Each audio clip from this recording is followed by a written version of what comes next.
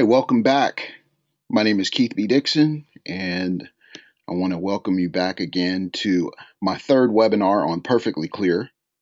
And today we're going to be talking specifically about using Perfectly Clear in studio so that you can increase your profitability and your productivity and basically just produce the best picture possible without having to go through a ton of steps and get bogged down in the editing process. So we're going to briefly touch on some of the some of the workflow process and just emphasize some things that you should be doing. And then we're going to go a little bit more in depth to Perfectly Clear. So we got about a minute and we're going to be going.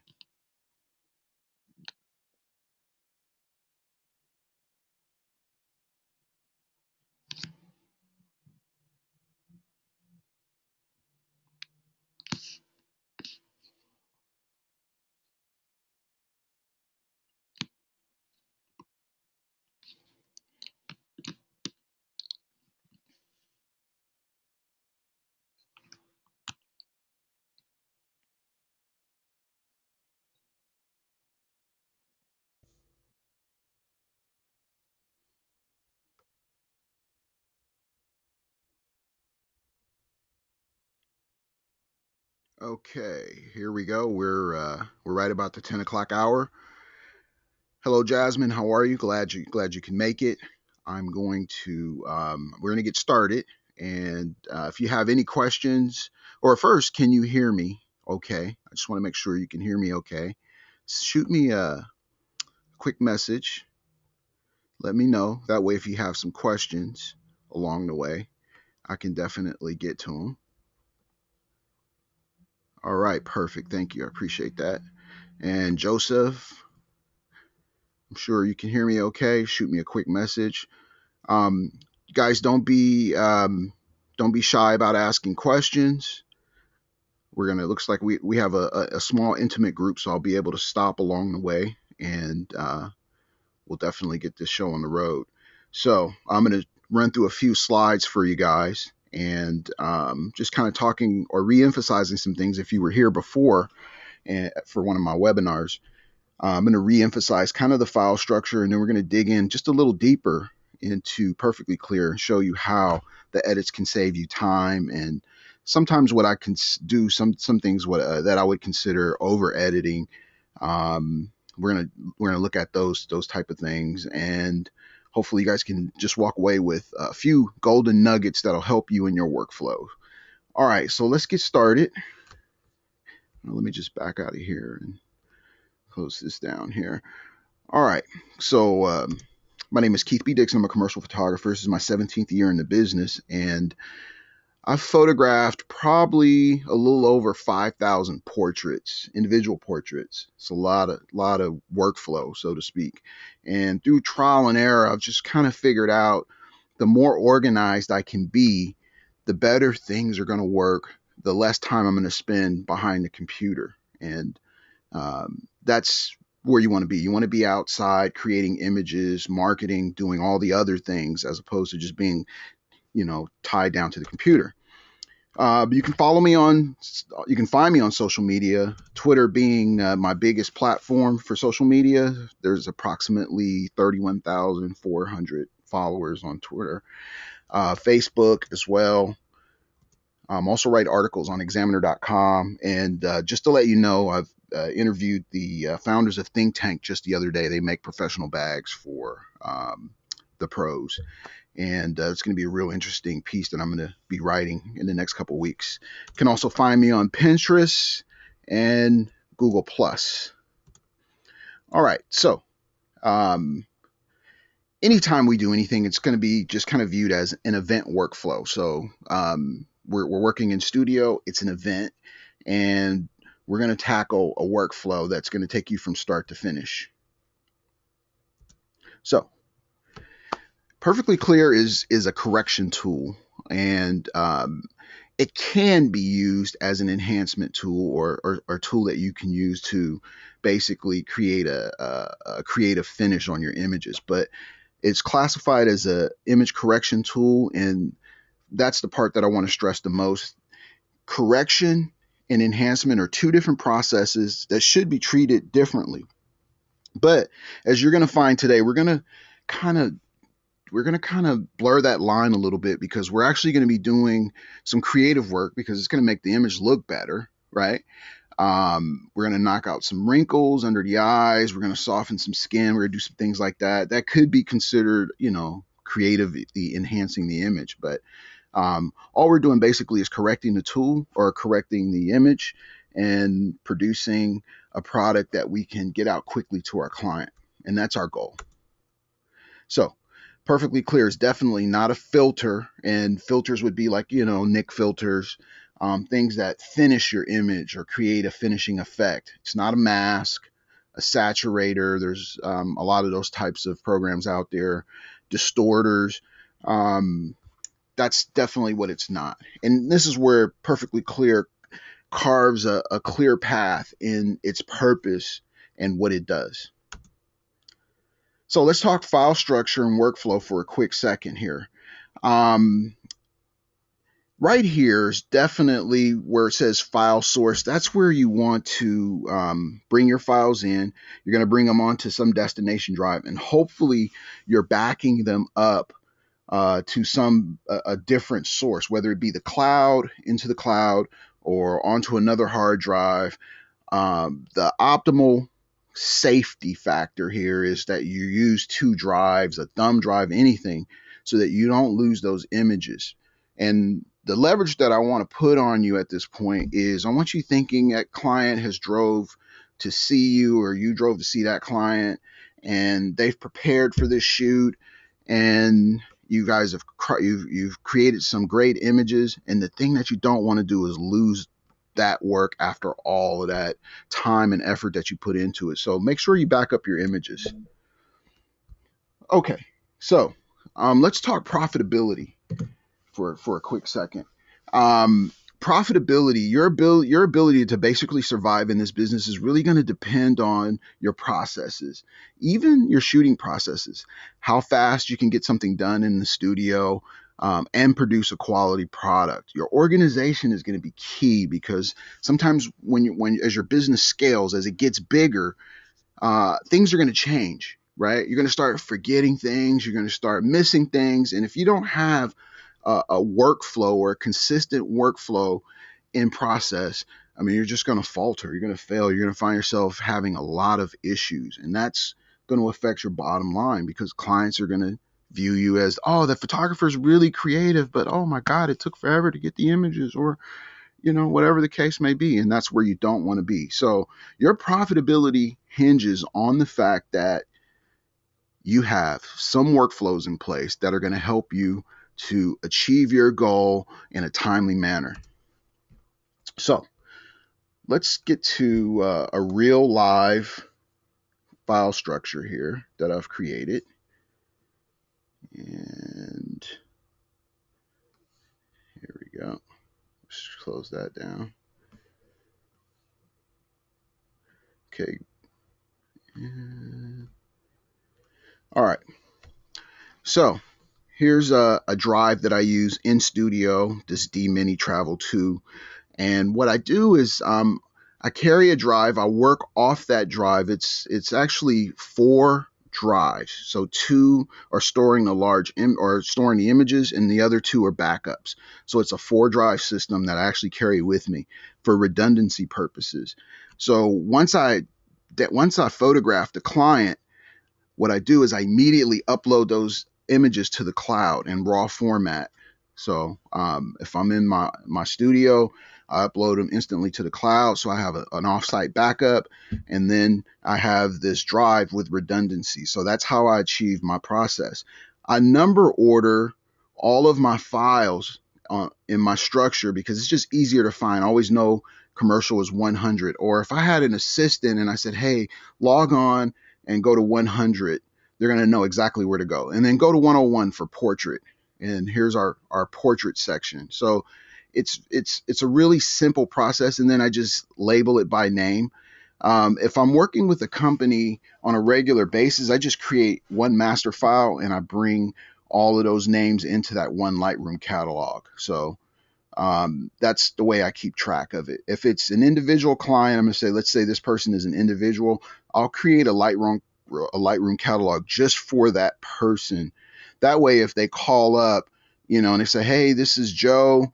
I want to get my images. I want to buy some digital copies, whatever the case may be." I just go in, find out what year it is because this is usually classified by year, and okay, it was a portrait. Was it a company or a consumer portrait? And then that'll narrow it down. And then, okay, oh, yeah, Taggy, that's okay, great. Here we go. Open it up. And the reason why I use an individual catalog for the person is because as Lightroom grows, Lightroom's a giant database. As it grows, it's going to start to slow down. It's going to take a while to open up. Things are going to happen. And I want to be as fast and as efficient as possible. So I create one and I just drop it in the folder. It helps me to see exactly what I did quickly. There are other ways to do this. I want you to keep that in mind. There's other ways to do that. This is the way that I approach it just for efficiency, and it's worked. Okay. Oh, and one other thing. I do have a master catalog for each category. So if I'm putting together my portfolio, I have a master catalog that I can go into and look at all the portraits I shot and work it that way. I don't care if it's running slow at that time because time is not going to be a big factor for me. So let me just check in with you guys before we jump into this program really quick and make sure everybody's doing good here. All right, so we have Arthur, Jasmine, Joseph, JP, Martin, and William Mosley. Hey, you guys just shoot me a quick message and let me know that you're out there and you can hear me okay before I kind of venture off into this. I'm going to cover a lot of stuff and today, and I just want to make sure that you guys I'm able to get to your questions. All right, perfect. Okay, so here's the file structure. You guys have seen this before, and I'm going to always cover it in every single webinar because it's that critical. This file structure is the foundation for what you do, and you're going to see that when I bring up Lightroom. Lightroom is just sitting on top of this, and all you're doing is bringing it in, syncing it, bringing it out, and it's literally that simple. Okay, so let's open up Lightroom. And we're just going to go to this very first section here. And let's start with tagging. And what I did was typically in doing presentations, we always want to pick the best looking pictures and do the best looking things, but not everybody has, the best looking clients or the best situations. So I like to pick something in the middle. And as you can see, our friend Taggy here,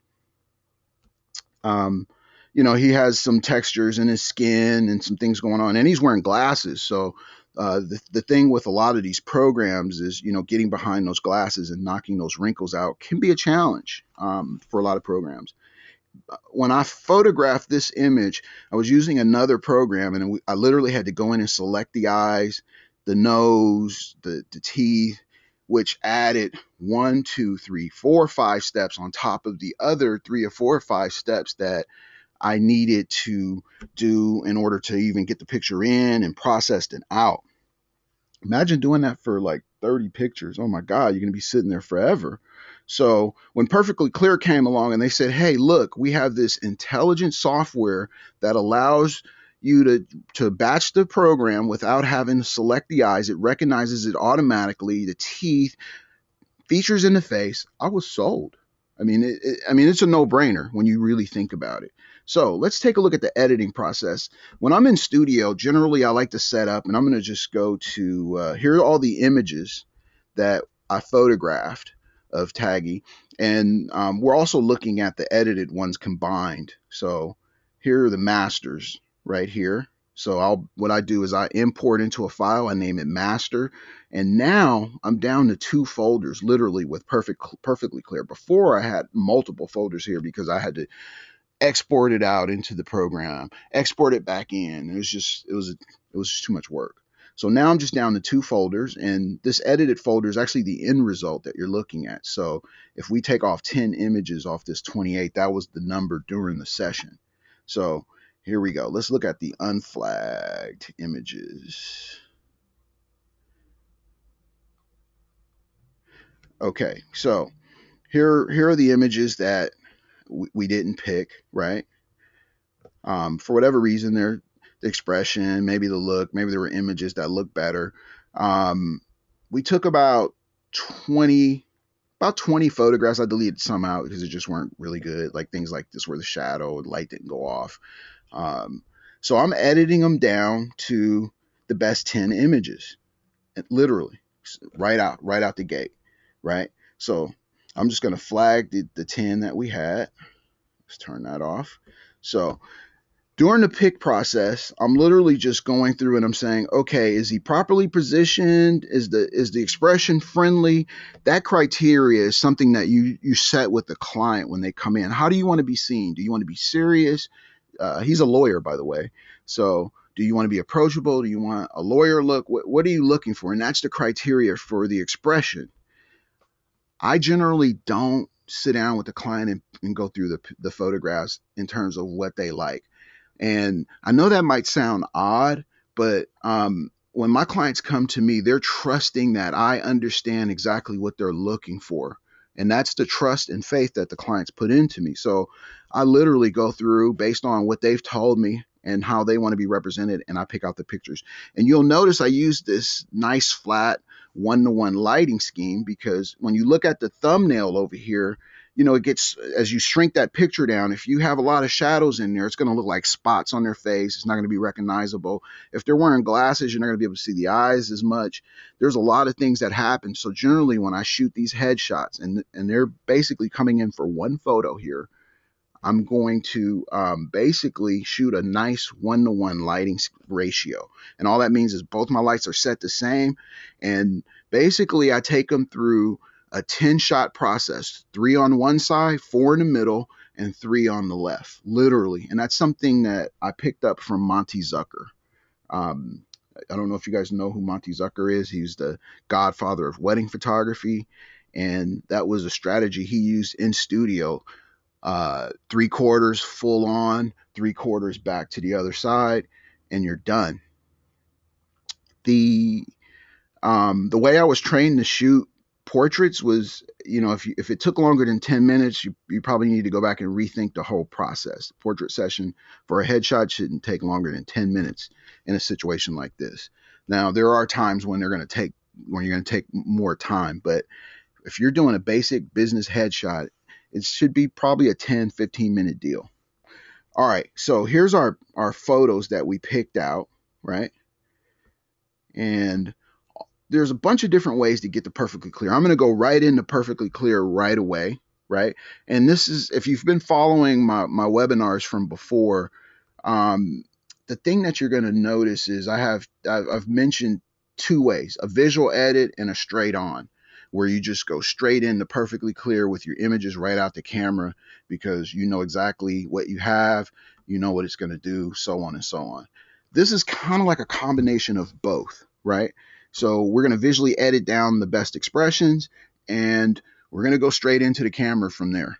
So here we go. There's a couple different ways to get there. And I like I like menu-driven things, right? So you can click export, and then the dialog box is going to come up, and you're just going to select export to.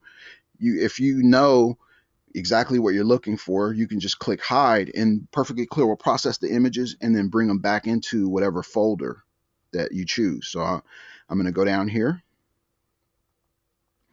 and I'm just going to select this folder, edits, and as you can see, we already have images in there. I've already processed this just for the sake of time, right? So I'm just going to leave that there like that. And now here's where it gets interesting. To save time, you can basically append to your file. I never changed this number right here because if there's some copyright or some things going on, I want to make sure that there's no doubt about the file and the file name. So I just append to that generally by clicking, and is for the sake of this demo, client portrait dash the number, and then I'll export that out. JPEG, I use Pro RGB because it's recommended by Adobe. And can you see the difference? No. The printer will. It's a wider color gamut according to Adobe, wider than RGB and wider than sRGB. So if you're printing, this is supposedly going to give you the better resolution. And I actually read that in Classroom in a book. So, all right, 240 is generally good. 300 works as well. And pretty much you just export right out. And it takes about, this is 10 files, raw files. Takes about 10 minutes. 10 minutes. It takes about a minute to process. Let me just go in here and check and see if you guys have any questions here. All right, let's see here. Oh, good. I can hear you loud and clear. Okay, looks like we're doing pretty good here on covering this information. You guys aren't confused or in doubt. That's a good thing, right? All right. So let's bring our program back up. And we're looking at about a minute for 10 images to process raw images. And converting to JPEG, because that's going to be our output. So really fast. I'm using a MacBook. What is this thing called here? The MacBook Air. So I'm using a MacBook Air, and it's got a minimum configuration on it, so it's not some super fast computer. It's what I use on the road when I'm presenting. It works pretty well. So as you can see, here's the processing. And one of the things I like to do is I like to show you the processing speed so you know exactly what you're getting. There's no doubt, like, oh my God, when I saw Keith demo it, it was just blazing, and now it's running so slow on my computer. No, we don't. That's not what we're going to do today. So I'm going to show you the actual processing speed. Okay, here we go. So one of the things that I love about Perfectly Clear, and one of the things I love about software, is simplicity, right? I don't want to think about a lot of things. I just want to be able to click on a button literally and get a setting, right? Literally. So here we have our HDR, our high def setting, HDR. We have our high def setting and vivid. And as you can see, depending on what your selection is between the two, do you want to open up the detail, or do you just want a little bit more shadowing, literally? I mean, you can see the change right there. Let me just show you the difference here. Now, this is a white balanced image, right? And it's still picking up a cast. And that could be the reflection off the suit. I mean, that's how sensitive the white balance is. And you can see here the difference, right? The rendering is way more accurate right here. You see that? And I want you to pay attention to this part of the photograph right here, right? As we go in and change, and this is where we're going to get a little detailed, right? So if we click on beautify, right? As you can see, hasn't changed the eyes very much, right? But when we click on Beautify Plus, you'll notice that it's softened his eyes just slightly. And here's the thing that I want to tell you about that. You want to be really careful that you don't over edit this part. You want that texture there. You want that realness. I mean, that's how this person looks. You don't want people to look at your subject and say, oh my God, it's over edited.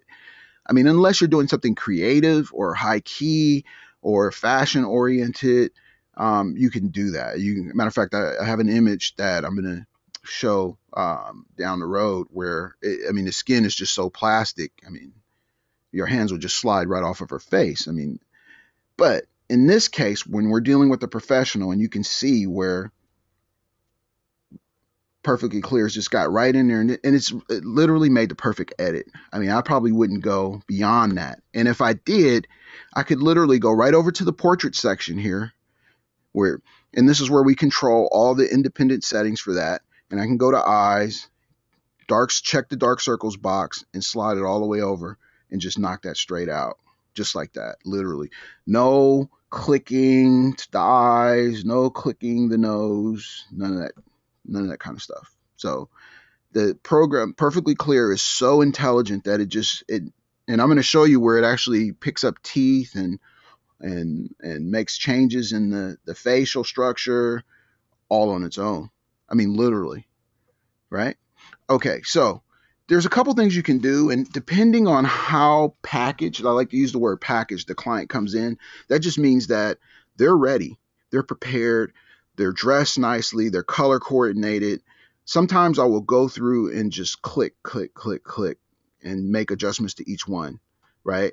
Depending on how they're moving, how this movement changed from here to here. Maybe this bulged out a little bit more, whatever the case may be. And I want to do that independently. Or sometimes it's just so uniform, their images are so uniformed, I just click save all and it batches out all the images and I'm done. Literally from start to finish, a portrait session, the client comes in at 11 o'clock, they're out at 11:10. And over the next 10 to 15 minutes, I'm actually processing the images just like I'm showing you and then delivering them to the client. So, and I charge about $200. I'm not ashamed to say that. I charge about $200 for that session. They're generally companies that come in and do this. $200, and I'm making that money in just about 10 minutes, or what the editing, how I'm gonna say a half hour, right? Now, here's the benefit, and I'm just gonna click cancel here because we have these images here. Here's the benefit. For whatever reason, you guys remember the downturn in 2008. $200 is a lot of money for a portrait. And if companies decided, we've got to cut back, I can scale my pricing back. And I'm not going to reduce the pricing. I'm just going to offer a sale. So instead of $200, maybe I'll offer it at $125 as a sale price. And I'll say, you know what? I'm running the special for the next month, next 2 months, $125 for a 30-minute job. Does that make sense? Does that make sense to you guys? Let me see if there's any questions about that. Anybody want to chime in on questions about pricing while we're here? Let me see here. I'm just going to scroll through and see if you guys have any questions about pricing. Now's your time, because that's one of the most delicate issues in photography. So let's take a moment. How about you, William? I got to put you on the spot here. You have any questions about pricing? Okay. How did I come up with $200? That's a very good question. A lot of it is based on brand. So what is my brand? What can I achieve with my brand recognition? That's probably the first question. Do people know me? Who's the client? What's their ability to pay? Those are major questions that you have to think about. You also have to think about cost as well. What does it cost you to produce that product, literally? And what's realistic? And the way I kind of see it, and I'm going to give you a hard number. This is really a hard number. Client comes in, I want to make $70 an hour in my pocket. That's the first thing I consider, is how much money am I going to put in my pocket? I want to make $70 for standing there pushing that button, right? Okay, since I edit the pictures, you know what? I want to make $20 because it's only going to take me 15 minutes. So I want to make $20 for editing the pictures. Literally, that's the thought process behind it. Does that help with your question, William? Shoot me a quick message and we're going to continue right on. All right. Anybody else? Martin, Arthur, Joseph. I guess you guys are good. Okay. How many people are actually shooting studio photographs? Chime in on that. Let's see here. How many people or have shot studio? Want to shoot studio? Do people consider it a good option? Let me see here. William, you said, do people consider it a good option? Just give me an idea of what you mean by that. Okay. And then I'm gonna come back to those questions as you guys develop them. So I'll take another minute and see. Currently shooting studio. Okay, Joseph, shooting studio. I have, not very often. Arthur. Okay. I meant that with regards to price. Okay, so let me just go back to William's question, see if I can hammer that out. Meant that in regards to price. Clients will generally, if I'm understanding your question correctly, William, clients will undoubtedly pay if they like you, number one, if they like your work, number two, and number three, can you deliver in a timely manner? And they will pay. I mean, That's been my experience. When you're first starting out, it's going to be impossible or ridiculous to achieve that type of pricing. You've got to really get in there and figure out what your workflow is, what your time, how much you want to make, and then set your price. And basically sell your service to the client. That is number one, right? So that they can get used to you as a photographer. It's not that you're going to give it away, but that's where you're going to be. So all right, I'm going to move on. Hope that clarifies that for you a little bit, William. If not, email me, Keith at Keith B. Dixon. You guys email me, or you can even text me your questions at 510-368-0224, and I'll definitely get back to you. So, all right, onward. So let's take a look at our finished product here. This is pretty much the image. These are the images I'm going to deliver to the client, just like this. And for $200, generally they're going to get about 3 images that they can pick from, and they're going to download one. That's how my program works, literally. And I've been doing it for the last couple years now. Every year I go up on the pricing. I take left, right, sort of straight on, right? This is the process. And we're going to just dive into this a little bigger so you can kind of see those adjustments. So as you can see, we've lessened the texture in his skin, right? We've brought the sides in a little bit more, and let's do a comparison so you can kind of see the difference here. Let's go down to masters here, and let's make sure we got the same 400, 404, 45. All right, 7. All right, let me see if I can pull 2 images together here. Maybe not. Okay, onward. But as you can see, definitely huge difference between where we were. I mean, because you could see a lot of the texture in his skin. It's just pretty hard. The lines are hard versus here, where it's a lot smoother. It still looks real, still looks like him. We didn't edit out, these characteristics in his face. We've lessened, right? And when we zoom into the detail, we still have texture in the skin, right? So, and that's really the key. We still have detail and texture, still looks like him. This is going to be who he is. So if you take something out like that, it could be a characteristic thing. So when somebody sees him, it's like, oh, well, I saw this characteristic in my mind. Why are you hiding that? I mean, there's a lot of things associated with that. So you got to be really careful when you take on, challenges like that.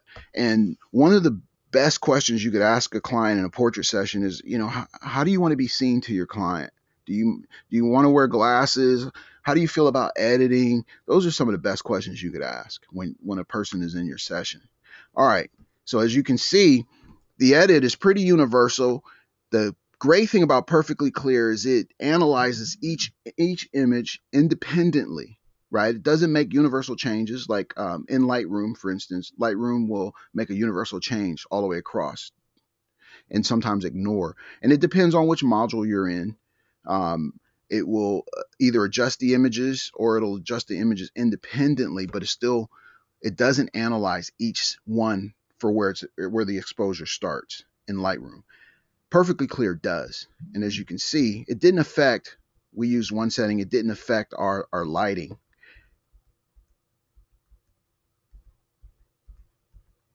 There we go. Okay, let's go to the second step here. So let's take a look at Heather. Okay, now this is an interesting one because at a far glance, it looks like maybe her skin is maybe just a little too soft, but let me just zoom in so you can see there's texture there.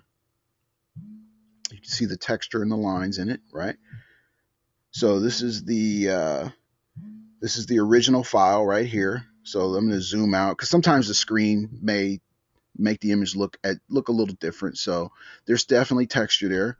And if we open up, just give you some runtime on the so these are NEF files, and they're approximately, this is shot with a D600, I believe. Yeah, D600.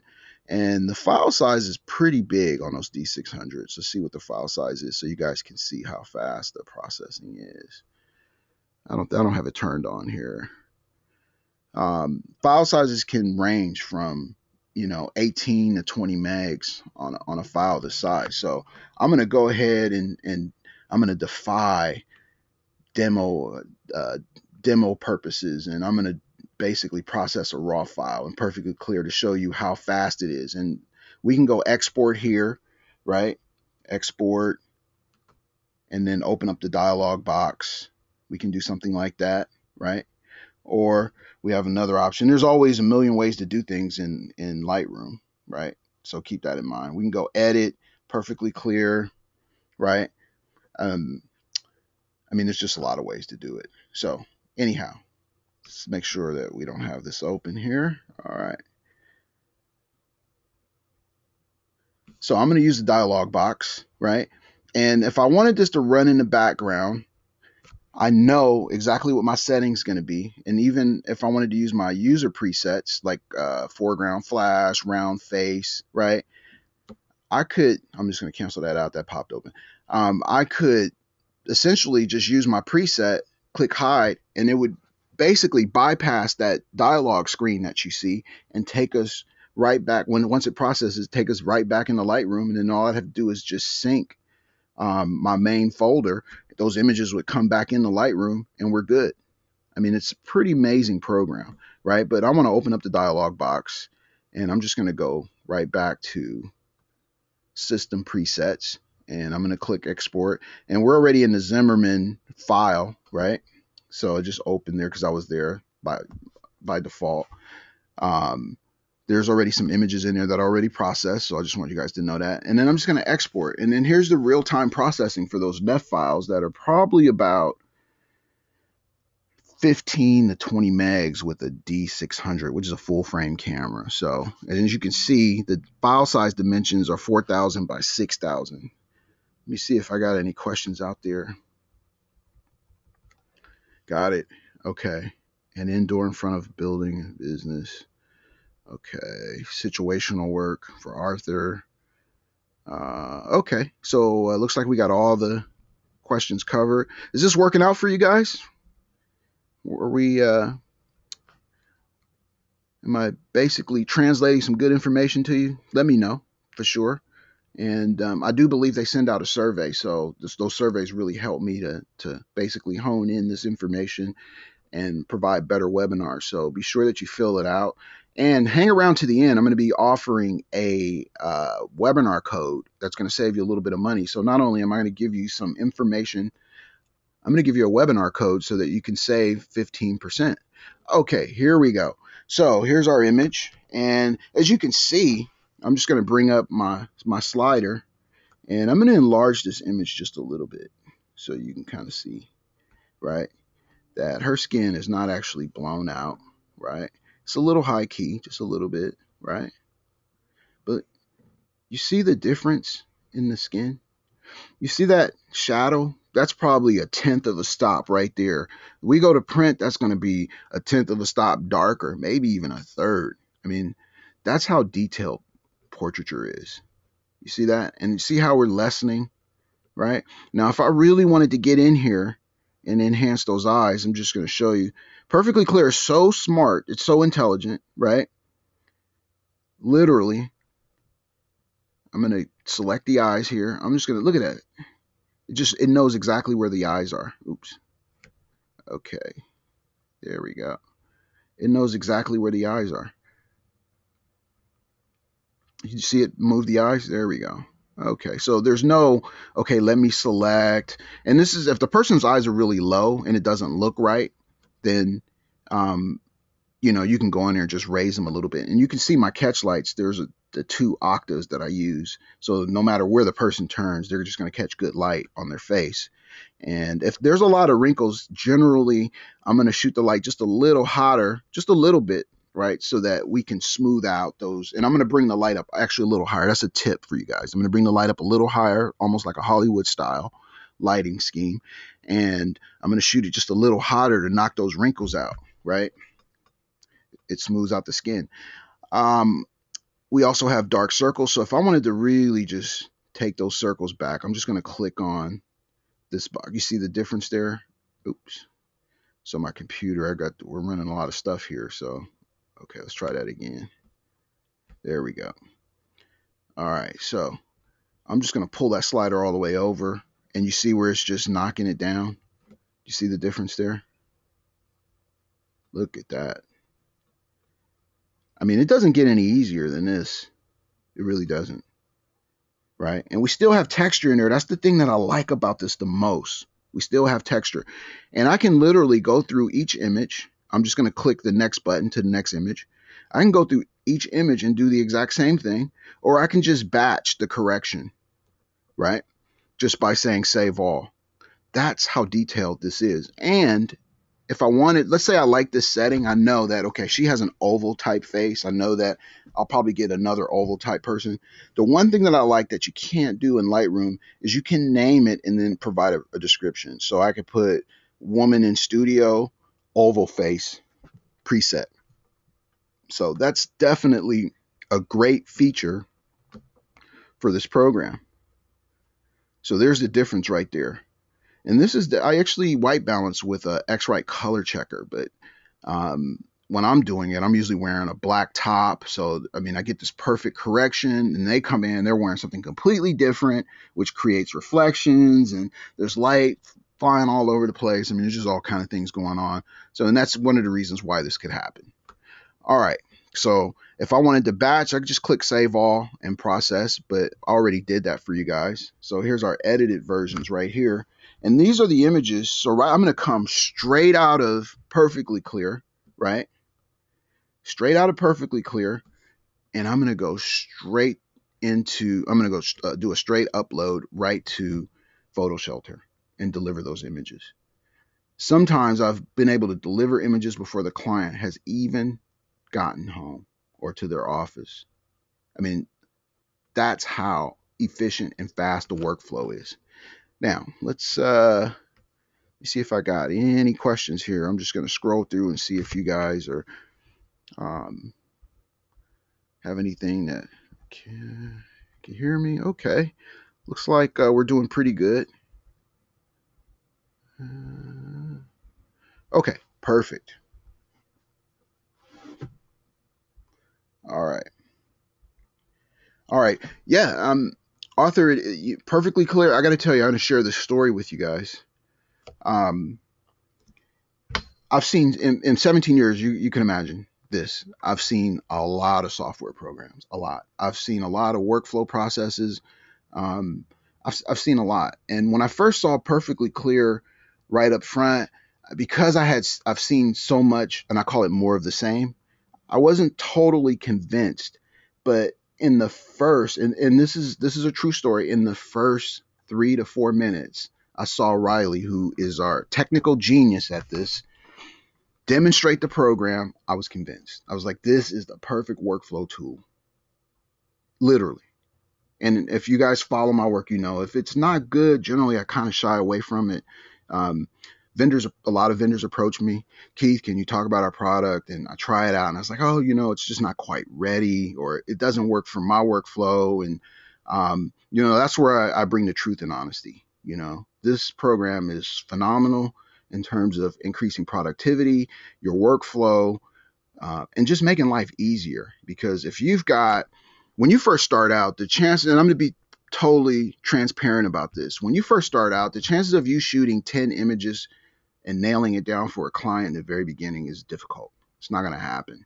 You're going to shoot about 30 to 40 images because you're trying to feel out the client. It's a little different for me. You're trying to feel out the client. You're trying to feel out your process. You might be adjusting your lighting. Things may be going on. You're not going to be totally outward focused on that client. So you're going to spend far more time in your workflow than I would. So don't feel bad about that. Don't look at it as a way to basically change and improve on your processes. And this is the start right here. All right. We're going to get right out of that. I'm going to go right back to the questions and see, because this next section is going to be a little bit more detailed. All right. So, let me ask. I got to put somebody on the spot here. I love doing that. Let's see here. Joseph. Jasmine, tell me what you prefer to shoot. Is it in studio, on location? Um, what is it you like to shoot? So that's my question to you, Jasmine. And how do you see perfectly clear working for you? All right. So while Jasmine's thinking about that question, I am going to move forward here. We're doing really good on time. And we're going to take this next portrait that I'm going to show you guys. It's really tricky because she's wearing a white shirt, and white is almost a disaster, right, in terms of photographing it, because cameras only see two dynamic ranges, darks and lights. And grayscale, as you know, there's grayscale, right? Grayscale is the happy medium between the two, and that's what most cameras try to achieve when you use your camera's meter. So when you see those dots lighting up, your camera is trying to achieve an 18% gray, which is the best of the lights and the darks. And that's how most images are created. And when that happens, generally, you either lose color saturation or you lose detail or sometimes both. And the interesting thing about this one particular photograph is she wore white.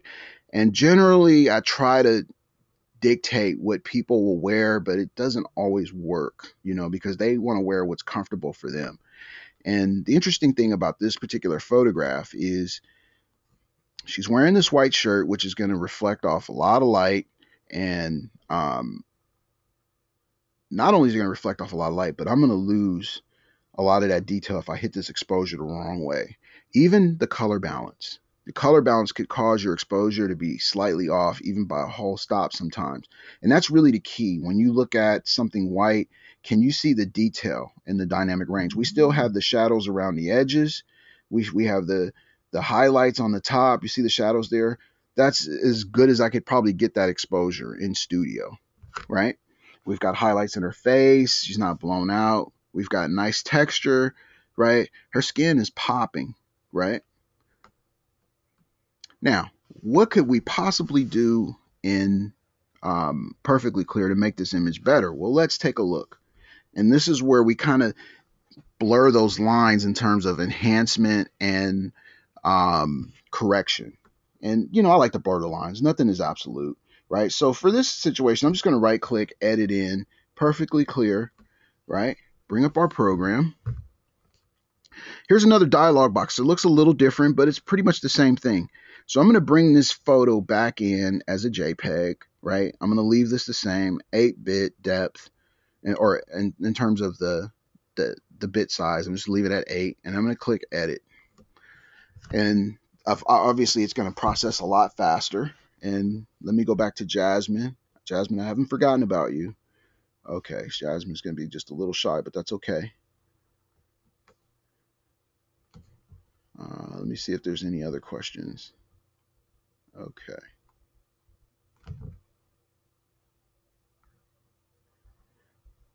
Okay, I'm just looking through your questions here. All right, stepping out for a seminar a bit. Okay, not a problem. Yes, you can definitely download a free trial for this, Arthur. So just wanted to get to that. All right, here we go.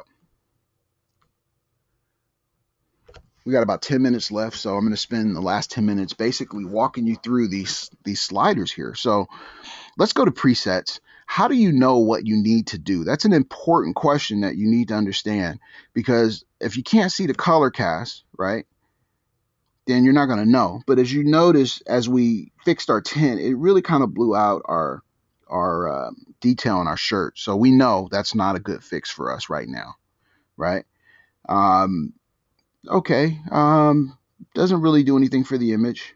Blew out because obviously it's going to turn up all of the shadows.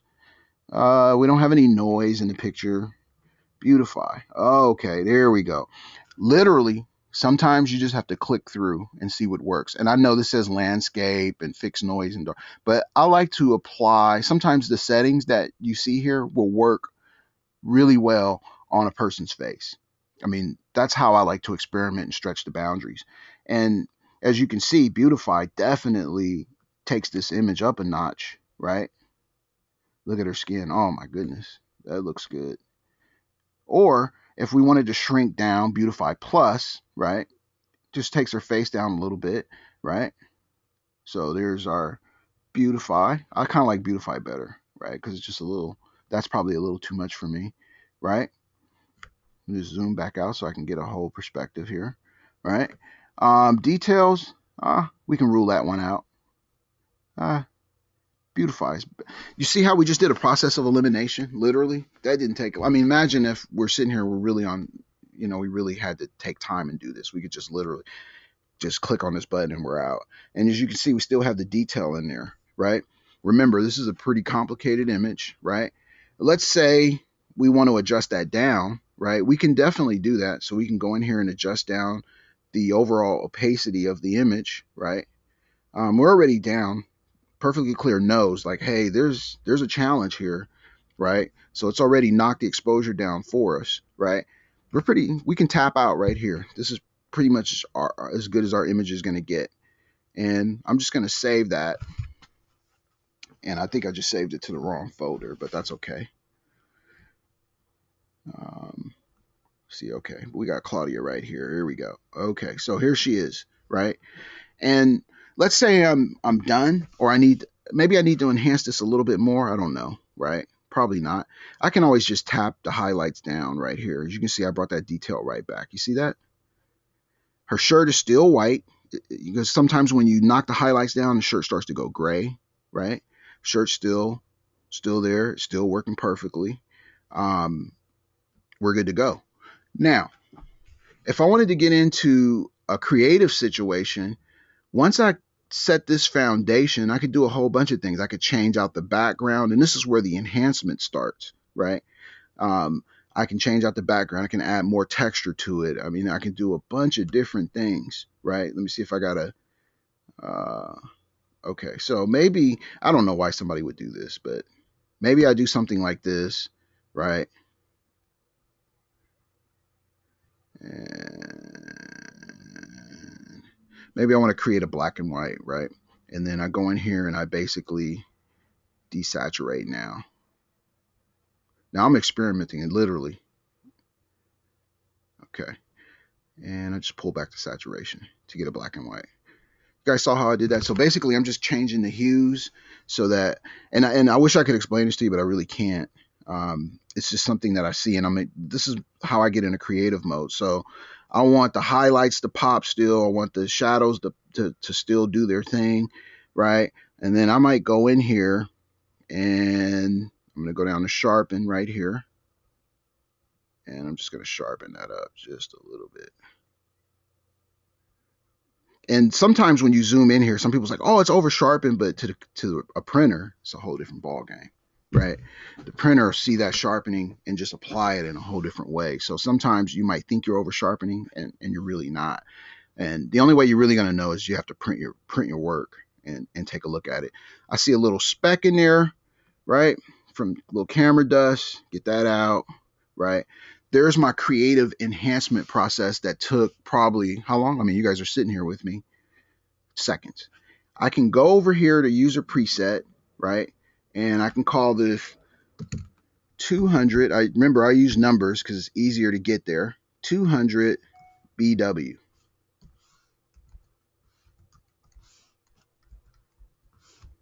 And I'm just gonna check all, right? Create. And if I wanted to do this image, I don't have to go back. Oops, I did that. Okay, there we go. I don't have to go back. But you see the difference between these two images? I just kind of threw a nugget at you guys by adjusting the hues, right, to show you the difference in the black and whites. See the difference here and here. So we have those hard shadows just developing there, and then here they're not so hard, right? And all I did was I put some blue in because if you're shooting black and white, sometimes a blue filter will help your shadows a little bit, help diminish your shadows a little bit, right? And as you can see, the big difference there. So and then sharpening it up. There's my creative enhancement that that I use with presets. So you can see how we can go from a correction to a creative process, right? And if we just went to, let's pull up an image here. Let's go back to Claudia Master. Let's reset this. I'm just going to reset this image here, right? Reset this one.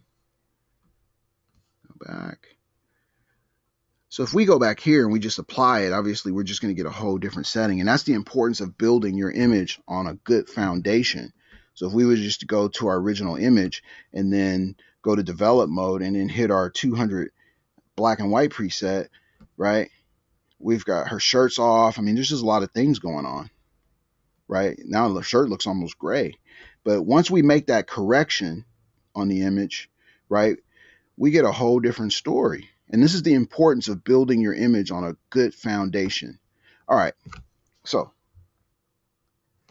let's go back to,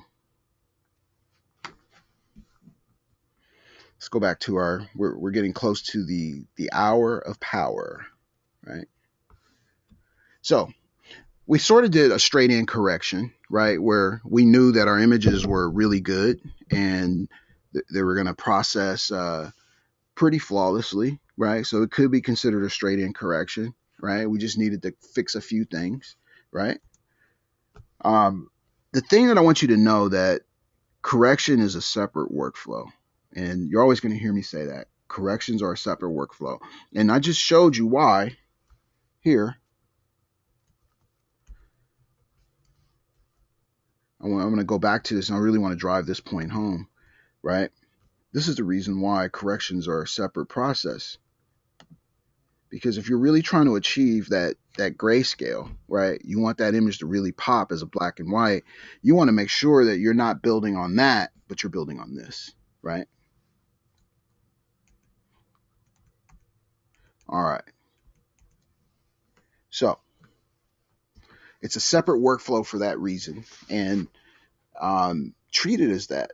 And you'll see that things will change for you very quickly. You'll start processing faster. You'll start understanding differently, right? And here's the visual part of the workflow so that you can see it. And this is exactly what we did. So I went and brought the photos into a master, did a quick visual edit to drill down the images to the 10, right? That's our pics, into perfectly clear, made the corrections, and out to the final, right? Or into a corrected folder that I could basically use to build some enhancements from. So here's the I'm going to call it the mind map to the visual edit. And you should be taking screenshots of that. And if you're on Mac, it's Command-Shift-4. Command-Shift-4 on Mac to take a screenshot of that and save that. And, you know, email me, text me, 510-368-0224. Text me and let me know. Say, hey, Keith, you know what? That workflow is working great for me. Hey, Keith, you can email me. You can tweet. So just tweet at perfectly clear. The workflow is amazing. No, not literally. I mean, you don't have to literally tweet that, but you get the idea, right? Okay, so boom, right to your creative edit. Here's the workflow. Just kind of a step up. Masters, visual edit, your pics, you correct them, and then you drop it into an edited folder or an edit folder. It should say edited, and that's where you're going to do your creative edit.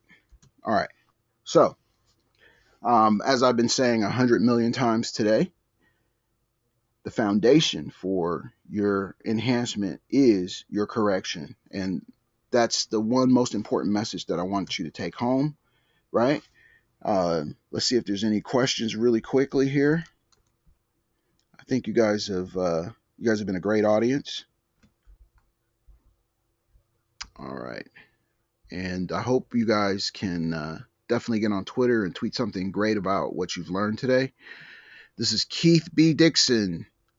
I am signing out, and I will see you at my next webinar. Look for me on Twitter, and you can also go to the Athentech website or Athentech's website and click on blog. You can see a list of all the webinars that that are going to be coming up. And also look for me on Twitter, Facebook, Pinterest, whatever your platform is. I'll be there, G+, and look for the announcements. Thank you again. I appreciate you guys coming out. Keith B. Dixon signing off.